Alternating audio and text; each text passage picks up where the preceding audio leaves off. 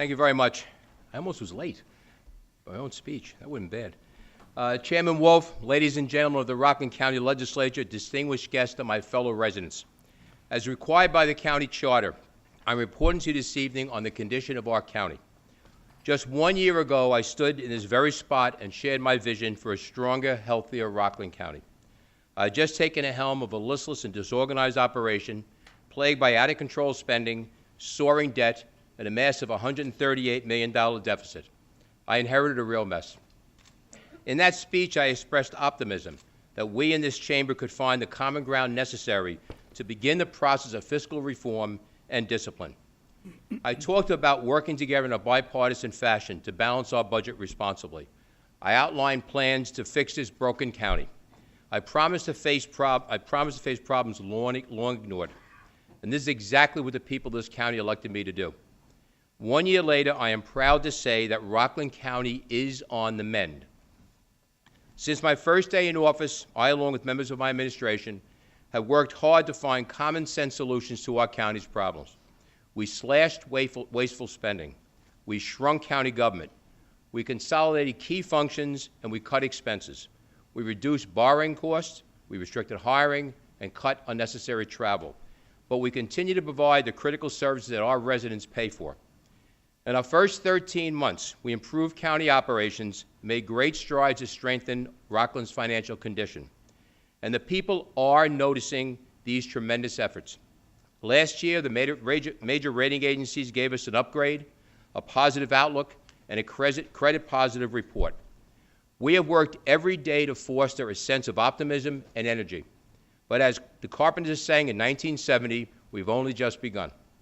This year, my commissions will continue to respond with a concerted effort, taking stock of their departments and coming up with additional proactive cost savings that will keep Rockland County moving in the right direction. We will do more than just shave a dollar off here and there. I was chosen by the people to change the direction of our county by setting priorities, cutting bureaucracy, reducing spending, and focusing what really matters to Rockland County residents. If ever there was a time to truly reform our approach to governance and streamline our organization, it is now. Families across this county have been forced to stop, reprioritize, and make do with less. If we really want to right our fiscal ship, this organization needs to follow the same exact principles. From the moment I took oath as county executive, it has been my mission to create a culture of responsible spending, to be a good steward of taxpayer dollars. Rockland County residents deserve and expect that from all their elected leaders. In the end, our decisions should always reflect a fundamental truth. We work for the people, not the other way around. But to bring good government back to our county, I will need the help of our legislature. Let us leave the past behind. Let us pledge cooperation and not division. Political and legislative battles inside this chamber and on social media will not build a stronger Rockland County, but collaborative leadership does. Perhaps it was your New Year's resolution. I recognize and I appreciate your renewed outreach during the first month of 2015. Restoring lines of communication is always good. As you know, I've extended that same outreach and will continue to do so from my end of the building. Look, political posturing will not build a stronger Rockland County. Consensus and collaboration between the executive and the legislative branches will do that. So tonight, let's foster reform, because that is what the people want.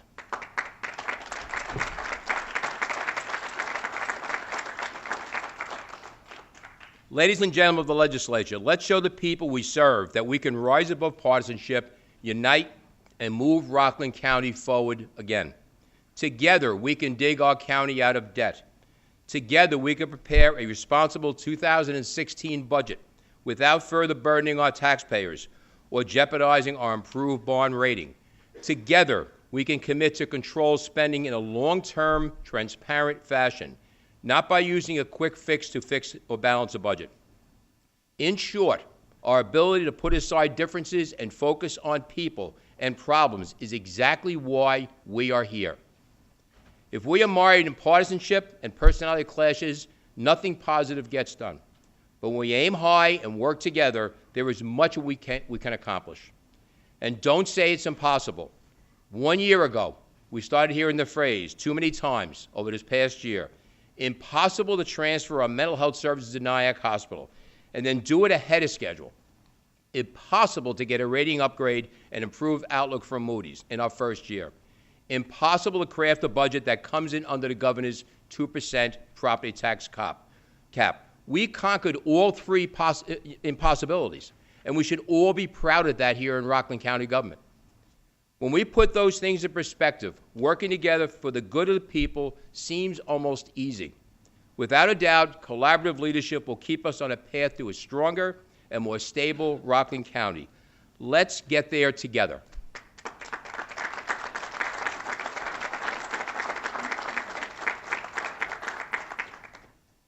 It's true, we've taken many hard steps in the right direction over the past few years. We've identified the cost drivers of the fiscal crisis I did inherit, and we are working every day to reduce the cost of operating county government. By working with our department heads and commissioners, today we are managing better, and I acknowledge all of them for that effort. I'm proud to say these operational efficiencies reduced our biweekly payroll by nearly $5 million in our first year. But make no mistake, budget instability remains the order of the day. We still need to pay down a $138 million mortgage, and a big payment comes due next year. Our 2016 budget will include an estimated payment of $17 million to pay for the sins of the past. This payment represents more than 3 times the amount we put to a deficit reduction in this year's budget. We'll get there by continuing the conservative, common-sense management of our county resources, and every move we make will be carefully scrutinized by the rating agencies. And it's not just Wall Street that's watching. It is also the people of Rockland, and rightfully so. Putting our fiscal house in order is good stewardship and helps us regain the trust of the people. It also builds confidence in Rockland County as a place to invest and realize one's dreams. As you know, creating new jobs and building a stronger, more diverse local economy has been one of my top priorities since I took office. I am very proud of the success we achieved last year in the New York State Regional Economic Development Council Awards.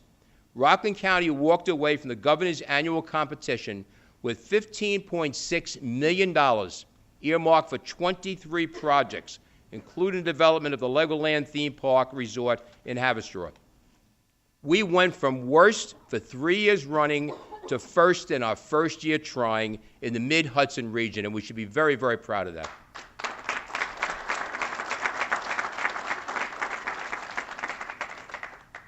This record-high funding effort is confirmation that our concentrated and strategic efforts to grow our economy are paying off. And this is key. Bringing in ratables and wealth in a smart, sustainable manner decreases government's reliance on ever-increasing taxes. We can stabilize our tax base. Tonight, I can sum up these efforts in 4 words: innovation, location, support, and talent. First, let's talk about innovation.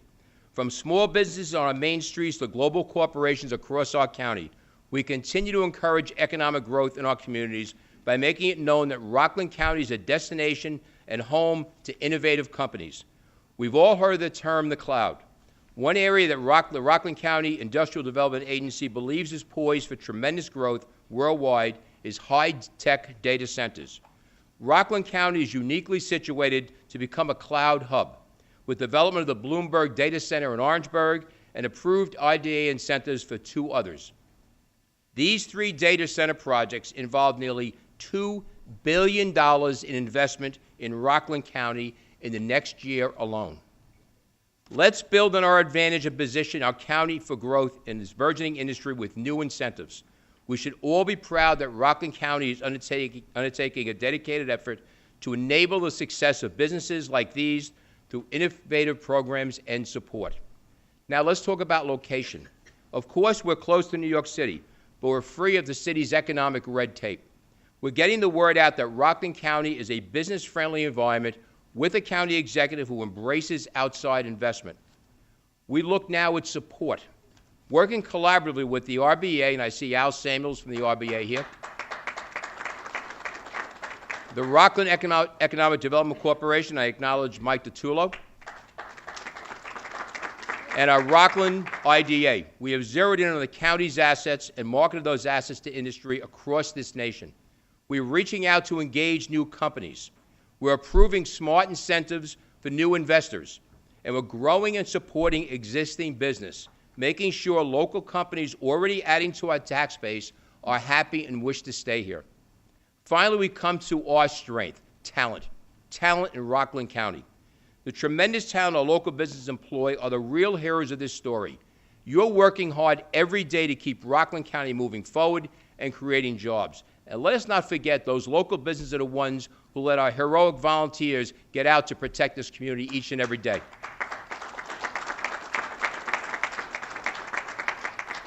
And we owe them by keeping taxes low to ensure that they will stay here. We all know that a skilled workforce, education, healthcare, and economic infrastructure are essential ingredients to a robust economy. But so is giving businesses the confidence that this county is home to efficient and responsive government. To make sure this happens, we've hired Lucy Redzaposki as Rockland's new Director of Economic Growth and Development. Lucy's recently served as Vice President of NADAP in New York City, where she was responsible for the overall management of several functions, including strategic planning, human resources, and operations. As we look for innovative leaders to coordinate our efforts, Lucy stood out because of her extensive experience in business development and her strong ties to Westchester County and to New York City's economic growth initiatives. Her main task will be to enhance our strategy for economic growth and business recruitment, as well as position this county for global modern marketplace in partnership with the REDC, the IDA, and the RBA. I look forward to working with Lucy and the Governor to develop a strategy for economic growth and business recruitment for the state and our county. She will be a tremendous asset to our county as we lay the groundwork for the future economic prosperity for the next generation. I'd like to welcome Lucy Redzaposki.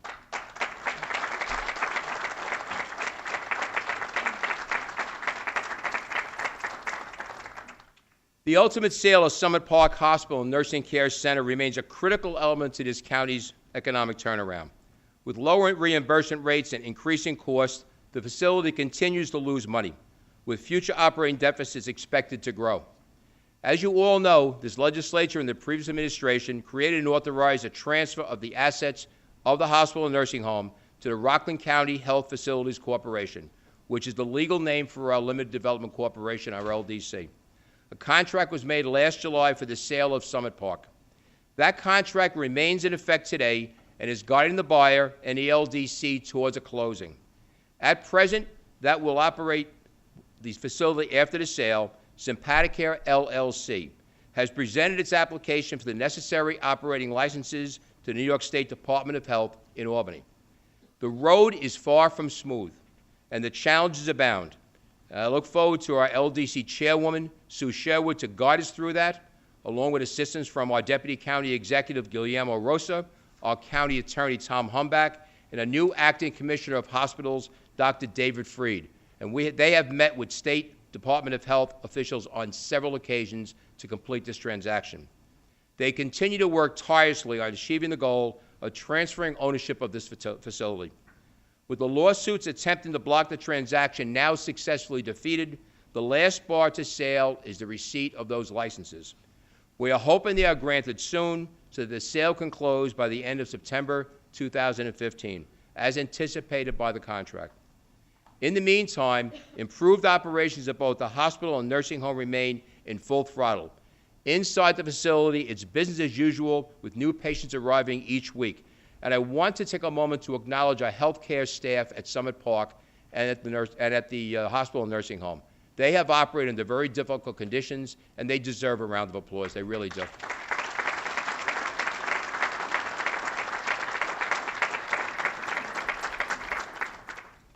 And we don't lose sight of what we have to do. We have minimized losses and cut waste in that facility without cutting services. With Dr. Freed at the helm, we continue to make significant investment in quality on a day-to-day basis from top down while minimizing operational losses. As we start 2015, my administration is taking a series of additional steps to ensure our economic prosperity both now and in the future.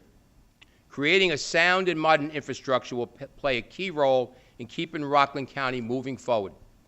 While there's no doubt Rockland County's landscape is rich in history, we desperately need a modern transportation system that moves people and goods safely, reliably, and efficiently to increase productivity and our quality of life.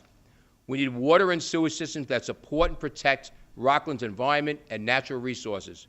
We need to make certain powerful storms like Floyd, Irene, Sandy don't ravage our homes and businesses and our future. On a cold day last month, I visited the county's new bridge on Oak Tree Road in Orangetown. The granite-faced two-lane span replaced a 77-year-old bridge over the Spark Hill Creek. This $2.4 million project was completed ahead of schedule and under budget. It is a prime example of the infrastructure investment to come in Rockland County.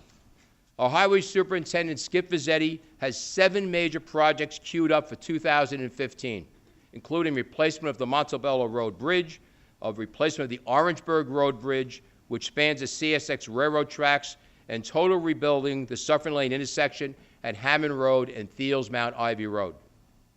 We have a responsibility to ourselves and to our future generations to maintain and improve the roads, bridges, and sewer systems that previous generations built for us. It is a responsibility we can neither ignore nor postpone. Waiting will cost us 3 to 4 times the amount in taxpayer dollars. I will not betray future generations by allowing that. In simple terms, it's less expensive and more cost-effective to enhance our infrastructure now than to wait until it needs to be totally rebuilt. 2 weeks ago, I attended Governor Cuomo's State of the State message in Albany. One of the looming questions partially answered that day is how he's going to divvy up the $5 billion windfall the state realized from the recent bank settlements. During his speech, the governor revealed that the biggest chunk of that money will go to the new Tappan Zee Bridge and to the Thruway Authority to buy us a 1-year toll freeze. Of the nearly $1.7 billion set aside for road and rail projects in Governor Cuomo's plan, more than 3/4 would essentially get sucked up by the Thruway Authority and the replacement bridge. Well, all know I've been a staunch advocate of significant funding from these bank settlements for the new New York Bridge. It is not clear just how much of that $1.3 billion will actually go to the Tappan Zee construction, and how much will go to helping the Thruway Authority's deteriorating finances. And frankly, that is unacceptable. Westchester County Executive Rob Astorino, Orange County Executive Steve Newhouse, and I will continue to call on Governor Cuomo to dedicate much more of the settlement money for this new span. This will prevent the already high tolls from going even higher after a brief 1-year freeze. We should not prop up the Thruway Authority with a windfall. That is just wrong. Instead, its leaders should make the same fiscally responsible choices we have. Our commuters and businesses simply cannot afford the burden of a double-digit Tappan Zee Bridge toll.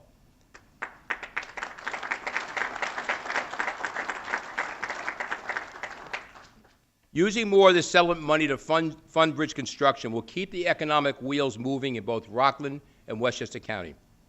We're also moving full steam ahead with plans to construct a new facility for our highway department. For too many years, our mechanics have maintained our heavy equipment in less than optimal conditions, to say the least. Millions of dollars in trucks, plows, lifters, and backhoes have been left to endure Mother Nature's unkind forces, all at a cost to taxpayers. The new facility is important for maintaining a new generation of cleaner, greener vehicles in good working order for years to come. We're also exploring the potential for including a compressed natural gas filling station at the Pascack Road portion of the site.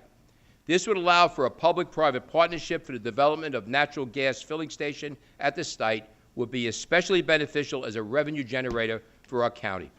This also includes a potential partnership with our neighbors across the border in Bergen County. We'd be able to fill up county vehicles plus commercial and private cars and trucks. Know this, cost efficiency and cost effectiveness will drive this project if it is approved by this legislature. To achieve our full potential, we need a modern infrastructure that will keep families safe and invites investment from job creators. Reinventing Rockland County means spending money wisely on our roads, bridges, sewers, and sidewalks that allow us to work and play and live in our beautiful county. We cannot reinvent Rockland County without first shoring up its foundation.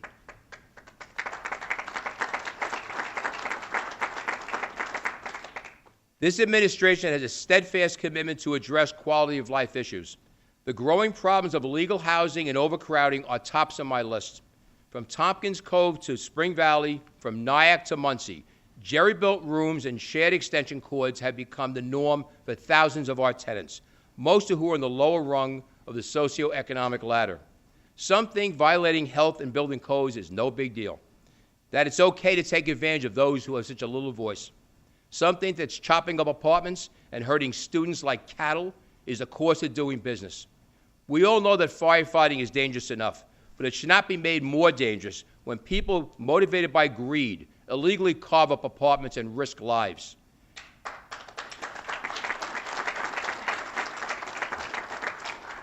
We simply cannot and will not wait for a child or one of Rockland County's bravest to die in a converted attic or a hidden stairwell. Our message tonight to unscrupulous landlords or anyone participating in illegal housing is this: we're coming after you.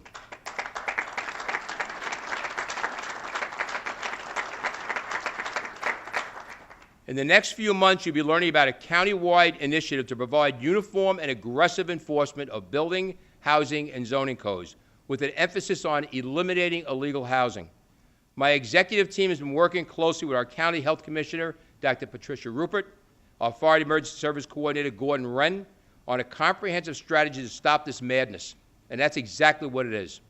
I personally continue to engage directly with the Governor's office on this issue, and I thank him for his interplay with us. Elements of the plan include a county-wide rental registry, complete with regular inspections. Another component involves an online request for investigation, and we plan to make it easy to file a confidential complaint about any property in this county. These complaints will initiate a streamlined process. Our inspectors will visit suspect properties in a timely manner, and I envision an all-hands effort from county government in this initiative.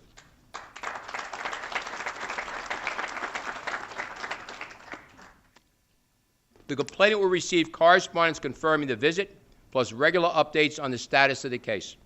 The person who made the complaint will even have the opportunity to witness the Board of Health processing the case in strict confidence. We plan to make the process more transparent and much, much, much more costly for offenders. So long as I am county executive, the illegal housing business will no longer be business as usual in this county.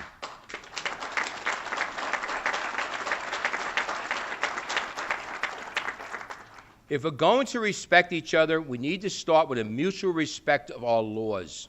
Stay tuned, because we have a lot more to announce on this very, very soon.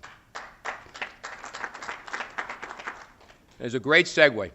Speaking of our first responders, I am honored tonight to recognize a very special one who is here this evening. On November 23rd, Spring Valley Police Officer Mark Miller rolled up to a burning house at 21 Tourneur Avenue in the Village. A neighbor told him 2 people were inside. Officer Miller couldn't open the locked front door. He banged away furiously to get their attention, and finally a woman opened the door. Officer Miller carried her to safety and then ran back inside the burning home for the woman's adult son. By this time, the hot flames had engulfed this house. Smoke was making visibility a major problem. That did not stop Officer Miller. After a search, Officer Miller found the man in the bedroom along with his dog. Mark led the man and his pet to safety. All in the day's work. That's exactly what cops do. Go ahead. He deserves it.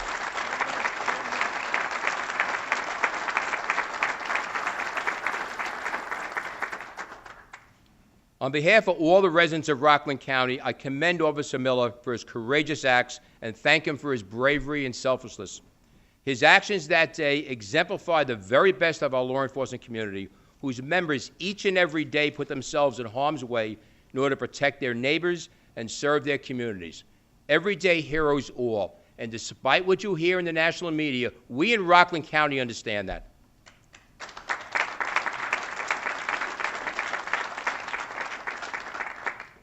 His actions have earned Officer Mark Miller Rockland County's 2015 DeFlamore Medal of Valor, and I would like to present that to you, Officer Miller.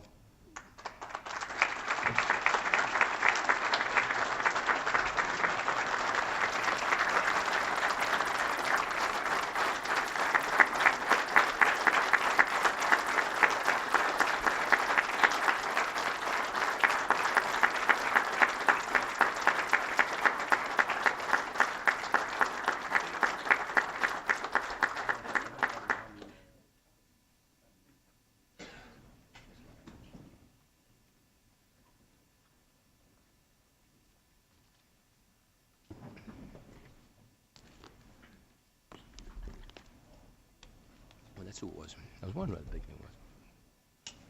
Just as a reminder to folks, this prestigious award is named in the honor of Al Foxy de Flamer of the Bloorville Fire Company, who died while unsuccessfully trying to save his 6-year-old son, Matthew, in a pre-dawn blaze that swept through the family's second-story apartment on Route 303 on October 26, 1996. And as we honor Officer Miller today, we remember both of them this evening also.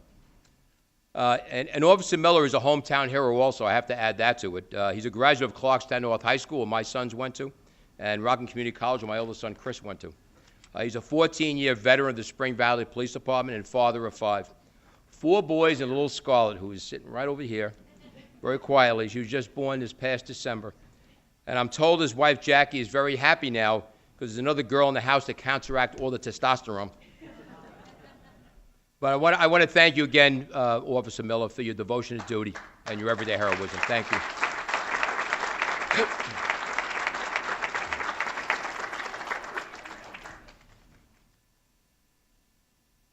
There's been a focus of my administration from the first day I took office to protect the residents of this county from fraud and abuse from our public benefit system. In 2015, I will continue to work with DSS Commissioner Sue Sherwood and our District Attorney Tom Zugaby to root out those who are gaming the system. I thank both of them for their tireless dedication to this effort. Last year, DSS collected or saved a record $1.5 million in taxpayer-funded welfare payments between January 1st and October 31st. That was in 10 months, a 150% increase of the same period the year before.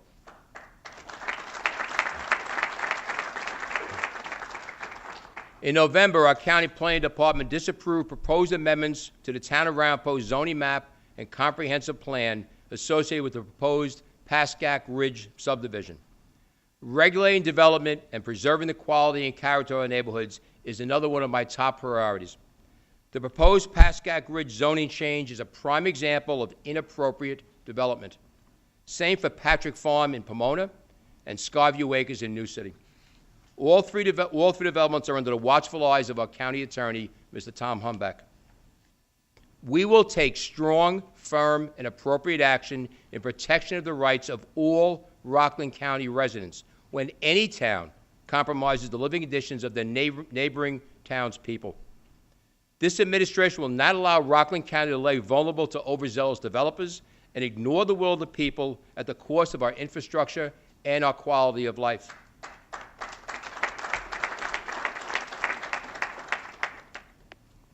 This year, our planning department will continue its call for a full environmental review of the proposed zoning change as required by the New York State Environmental Quality Review Act, known as SEQRA. In 2015, we will continue to take major steps towards meeting the behavioral health needs of our residents. Last August, we launched the County Executives Commission on Community Behavioral Health to conduct a county-wide needs assessment. What are we doing now? Where do we want to go? How do we get there? The surveys have come back, and we continue to study the data to guide us in our next steps. One thing is certain, Rockland County will redesign our behavioral health service delivery system to improve and maximize service to all of our residents. One quick note about unfunded mandates, which has been a topic of discussion in these chambers many, many times. These mandates continue to strangle this county. There's no nice way of putting it. 9 state mandates alone currently consume 82% of Rockland County's tax levy, and the situation is expected to grow even worse next year. Albany needs to deliver real mandate relief and deliver it now. Otherwise, there will not be any money left to take care of our local services. Last month, Rockland County received a tax-free certification because of our 2015 budget property tax levy of 1.9%. This modest increase marks the first time our county has not exceeded the state-mandated property tax cap introduced by a governor in 2011. Putting together our budget this year was no easy task, as I'm sure everybody here can agree to. And it's extremely difficult to stay within a 2% cap with the mandates we have in place. That's something the legislative branch and the executive branch will always agree on. I'm calling again on Governor Cuomo and local Albany delegation to put forth a comprehensive mandate relief package now, not 10 years down the road. We should rightfully expect that any mandate heaped upon county should not increase more than 2% annually. That is what is expected of us. State government should be held to that same standard as our local governments and school districts, and not to do so compromise the ability of our local government to maintain the services that you all pay for. Before closing, I want to acknowledge all of our hardworking and dedicated county workforce, especially as we brave another bitter winter. When Rockland's weather is at its worst, our county plow drivers, our ground crews, our 911 operators, our sheriff deputies are at their best, often working long hours in challenging conditions to keep our towns and villages safe and open for commerce. Your work this winter is saving our lives, and I want to salute all of you for that.